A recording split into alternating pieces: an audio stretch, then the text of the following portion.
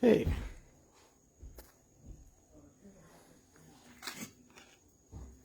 Hey guys. So, I'm going to start a live video here, and I'll be handing it off to Amber here in a second. But what this is, I'm going to show you guys, the reason dies were created was to replicate repousse. And repousse is done by hand, and it's done with a pitch bowl and a sheet, and it absolutely makes beautiful things. And I'm going to show you how to get the most out of your dies. So what you're looking at right here, this is a hey Jim, I got him. Can't see if you're as pretty as I remember. Oh, thanks, man. So yeah, he's at his desk. So what you guys are looking at, this was made by Douglas Pryor, and he hammered this up from a sheet of copper. If you've never seen Douglas Pryor's work, you got to go to his website. He's spectacular. So this is his Rhiton cup. So it's designed. I haven't drank from it yet, but I've been tempted. Sit in the couch and drink beer from this thing. That'd be pretty awesome.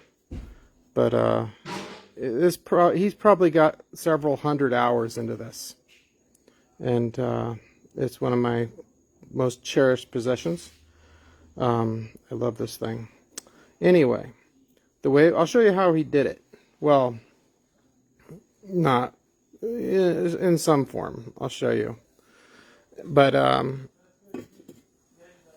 what we're gonna do. And you're probably wondering, how does this relate to dies? Well, I'm going to show you. These are chasing tools right here.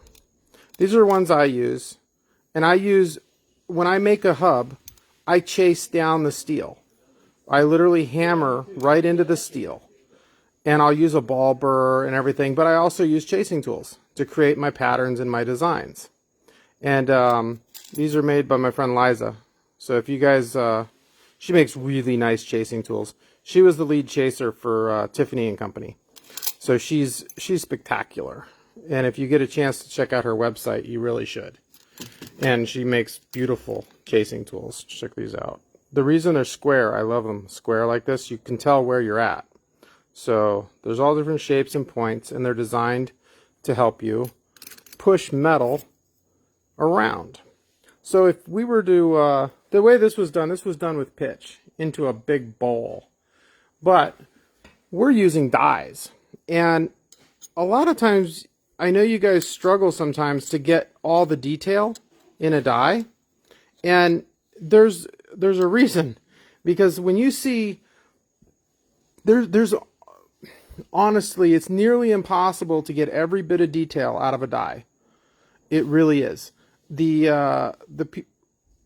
When the stuff was made for mass production, they would do the best they could, either by hitting it with more tonnage than is reasonable, or when artisans were making these pieces, they were using dies as well, like the workers at Gorham and at Reed and Barton. When they would make silver tea sets, they would use dies, but they would also go back in and hand chase. And that's what brings out all the detail. And I know some people are frustrated with the lack of ability to get everything out of a die, but I'm going to show you how to get everything out of the die. And I'm going to hand the phone off to Amber, and she will continue. So, what we're going to do is, I've done this entire piece here by chasing. No press, just hammering and chasing this into a die. It's sort of like a paint by numbers exercise. And you can learn a lot about how metal flows. And I think that would help a lot of you guys. Because you're not I take a lot of things for granted because I've been doing this so long. But I think what a lot of people don't understand is how metal flows and what's actually happening when they're pressing a die. Essentially, it's basically like repousse, but you're trying to repousse everything all at once. And when you try to move all the metal all at once, Well, you'll tear things. Metal will rip because it'll be trapped in one area and then it will pull in another. So when you're doing it little bits at a time, you won't tear. Well, you still can tear. But a lot of times people aren't annealing enough, and it's because they don't feel the metal. When you're repousing something, you're going to feel the metal get hard as you're working it. When you're using a 20-ton press, you're not feeling the metal. You just notice things stop moving. And then most people seem to, let's hit it with more tonnage. That seems to be the answer. But the reality is, it comes down to just annealing and focusing the energy in a certain area. So let's sit down. Here, come on over to this side. So what I've got here, a couple small chasing tools. And you can focus in on them real close. And you can see they're just rounded edges. They're not sharp. There is sharp ones, and there's textured ones too. So like for the background, like on my dies, you'll see the background on my dies. I always chase it down. And then when I'm making a new hub, I will chase into it and literally pound the steel down. So let me show you. So we got our, I need my C-biggers. So like the noses, I bet you guys just lose your minds trying to get a nose to pop out. And I usually do this, like, because even I can't get the noses to pop out. I got all the tonnage in the world, and I still can't get the nose to come out. So what I do, I go in with a chasing tool and just tap, tap, tap. And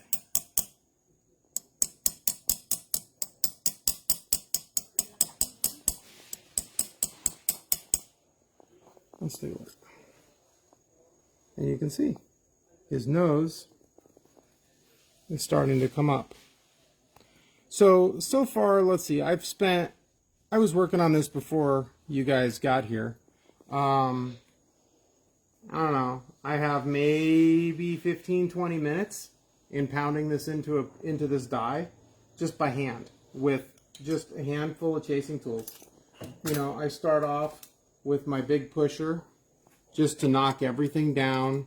And you could do this before you even press, because a lot of times I see people where it's ripping, and that is because when you're using urethane or any kind of press, the metal is pulling from the sides, but the urethane is trapping it. So it's literally stretching the metal and ripping it. And I see this all the time, and I wish I was better at explaining things, but I was thinking about this, and I was talking with Liza about it, and how to, like, she's an amazing teacher. If you ever get to take one of her classes, she's amazing. Me, not so much. But that's why we do these quick videos that are free. So, let me show you.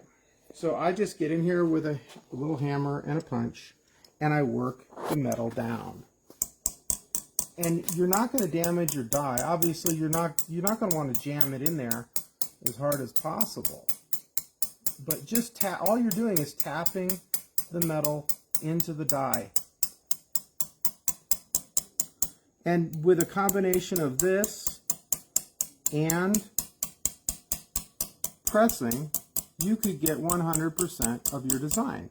Now, if your whole goal is just to mass produce stampings as quickly as possible so that you can sell them at a street fair, well, you're missing the whole point of the craft. This isn't, you know, that method of production is, you know, it is what it is. But you'll never be the cheapest. You'll never be the fastest. What you want to produce is really high quality items that are beautiful. And the way that was done a long time ago, they would use, you know, these guys were using dies to help speed up production, just like we do, but they were also chasing. And, you know, that's how you got all the detail, all the crispness of the design. And you can see I'm just working my way around it. Let's take a look. And it's hard to tell that I'm doing anything, but it just had you, you know, I didn't want you guys to sit here for 20 minutes while I tapped away. And now look, we can also go right in to the front, because sometimes you can see where things look soft. Because I know a lot of people are like, I want it to look really crisp and really flat. Well, let me show you how. So I'm going to use, let's see, check these out. These are really cool. They're going to grip your metal, and they're going to lay down a nice pattern. And I'll just come in here and flatten out the background.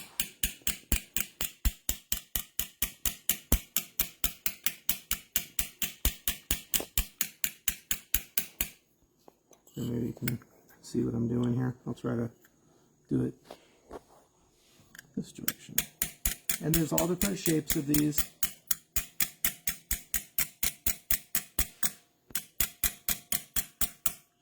Let me get on. So there's all different shapes and sizes. So here's a rounded one.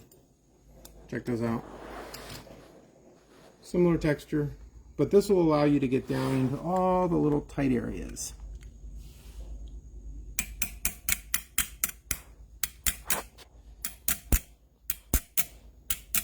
And you can work from front to back, back to front. And this is how, like, you look at those, some of those amazing tea sets by Gorham and Reed and Barton. Well, this is how they did it.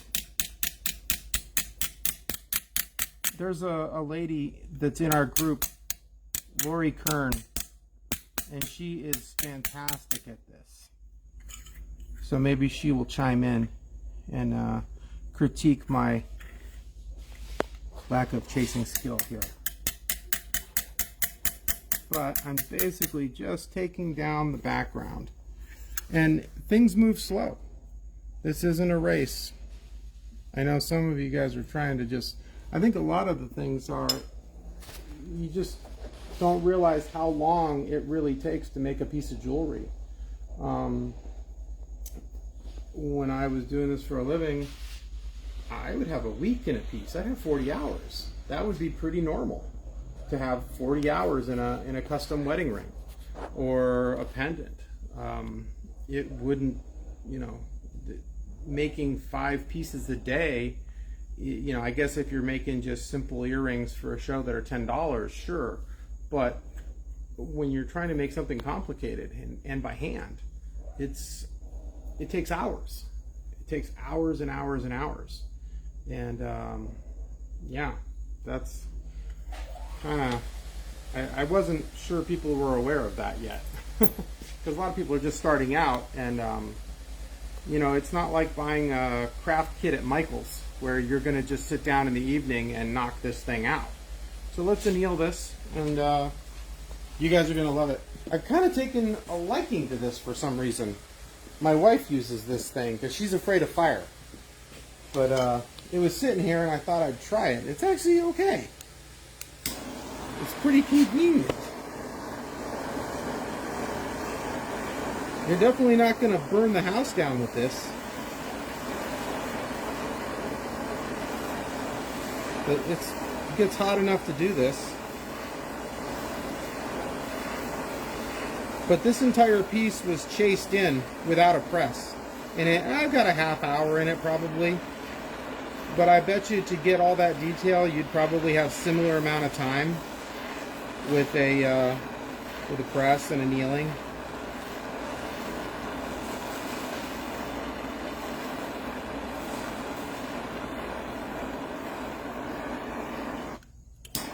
Yeah, this is kind of nice. I don't know, it's a little slow, but then again, we're not in any kind of race.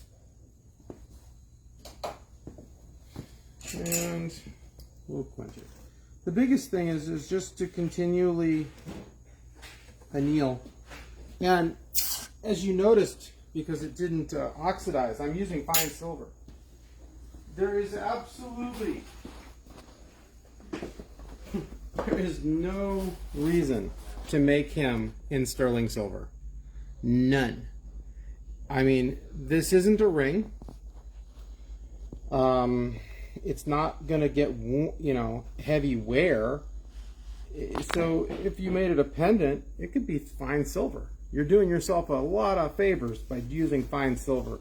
It's very malleable, and it forms beautifully. So yeah, and it doesn't rip. Sterling is tough. Sterling silver was designed for silverware. I mean, people were using it to eat with. Check out, this is Liza's hammer too. She makes these.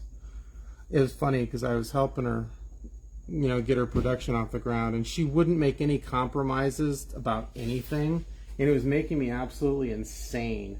I was like, she had a blacksmith make the first one, and hand forged it exactly, and she carves her handles and everything, and I'm like, you have to make concessions for manufacturing just so that it can be done. Yeah, she wouldn't. But I have to admit, this is a sweet hammer. This is definitely one of my favorites for this type of work.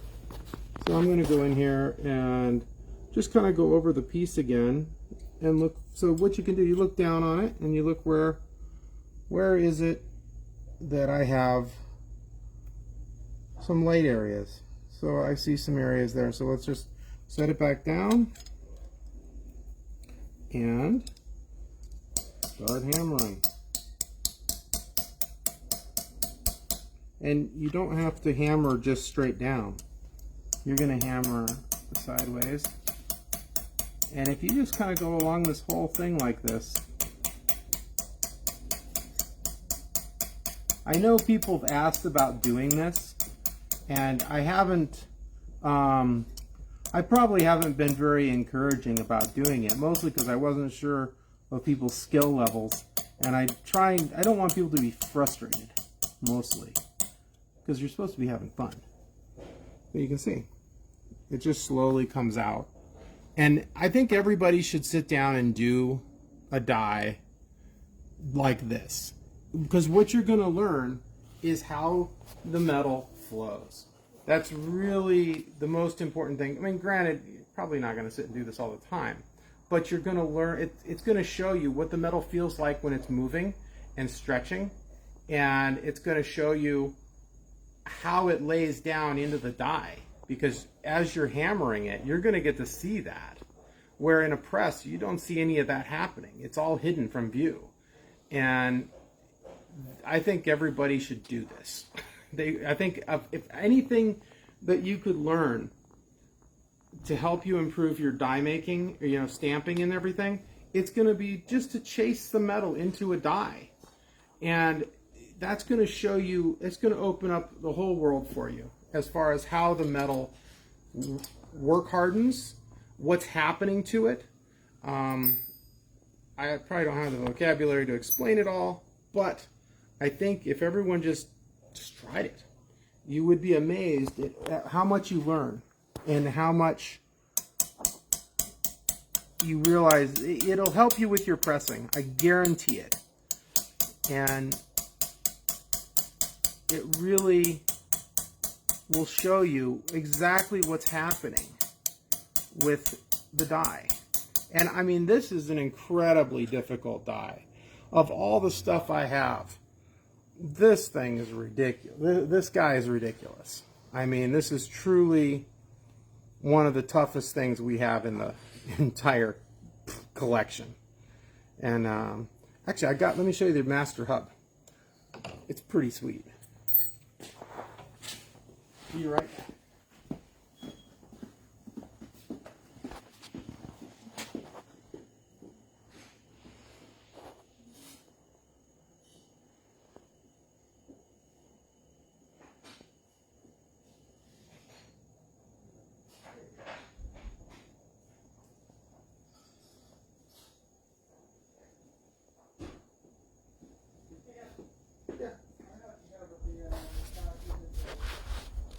Yeah, I'll be there in a minute. I'm just doing a live stream. Check this out, guys. So this is the master hub. And if you look at all that detail, this is crazy. And this was probably a lot of hand chasing, a lot of hand engraving to get to this. So let's compare with my stamping. Sorry, Amber.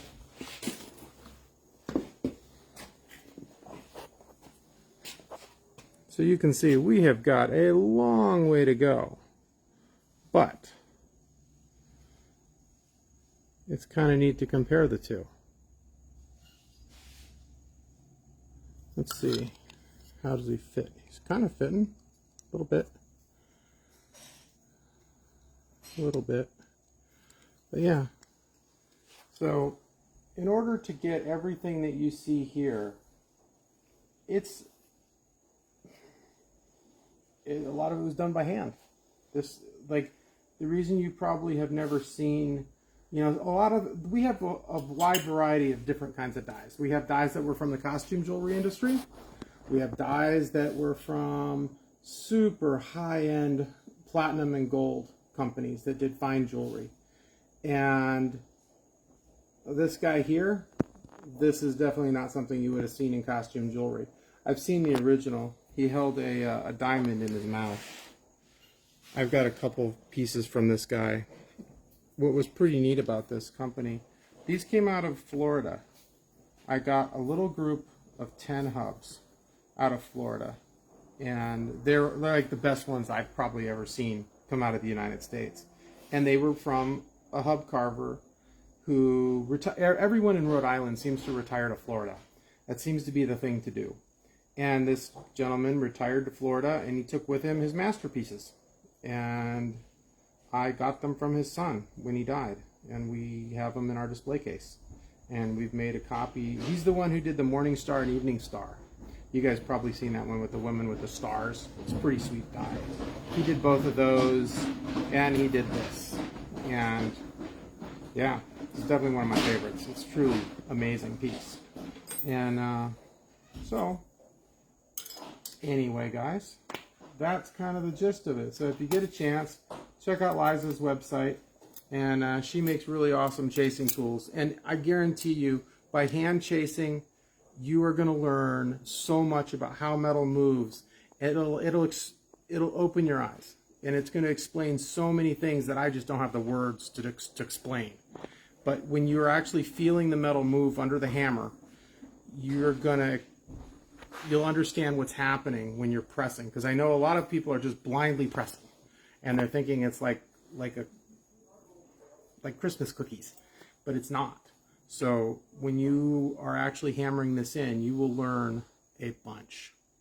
Anyway, guys, I guess that's it for today. So if you get a chance, I'll do some more with Repousse, because I really want to show you guys that if of anything that's going to help you, that's going to be it. That is going to be it. And check out Douglas Pryor's website too if you want to see some absolutely spectacular work. He's probably one of the best in the world at this point. There's some guys out of Iran. Oh, they're amazing. And if you can follow them, I can get you their numbers. But Liza has a bunch of that stuff on her site too. Anyway, that's it, guys. Take it easy.